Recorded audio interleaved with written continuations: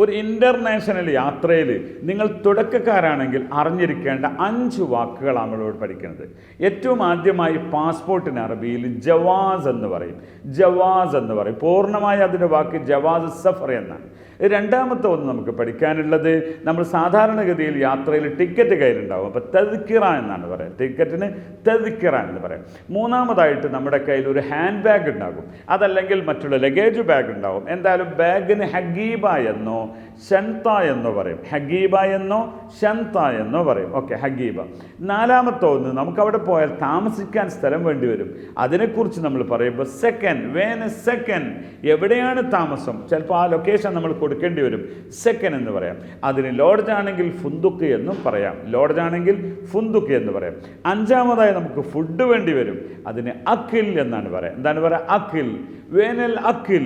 ഈ അഖിലിൻ്റെ കൂടെ നിങ്ങൾക്ക് സമയവും സന്ദർഭം ഒത്തുവന്നാൽ നിങ്ങൾ പഠിക്കുക. ഗദ എന്ന ലഞ്ചാണ്, ഫുത്തൂർ ബ്രേക്ക്ഫാസ്റ്റാണ്, ആഷ എന്ന ഡിന്നറാണ്. ഓക്കെ, ഒറ്റ ഒന്നും കൂടി സയ്യാറ. സയ്യാറ വണ്ടിയാണ്. 6 പഠിച്ചു. ഏഴാമത്തെ അൽ മാ, മോയ എന്ന് പറയും, മാ എന്ന് പറയും. മാഫി മോയ, വെള്ളം ഇല്ല. ഓക്കെ, ഇത് വെച്ചുകൊണ്ട് നിങ്ങൾക്കൊരു വലിയ ഒരു ബാക്കിയുള്ളത് ആക്ഷനിലൂടെ എങ്കിലും പറഞ്ഞു കൊടുക്കാമല്ലോ. വലിയൊരു ആശയവിനിമയം നടത്താം. കൂടുതൽ അറിയുന്നതിന് ഈ പേജ് ഇപ്പോൾ തന്നെ ഫോളോ ചെയ്യാം. മാക്സലാം.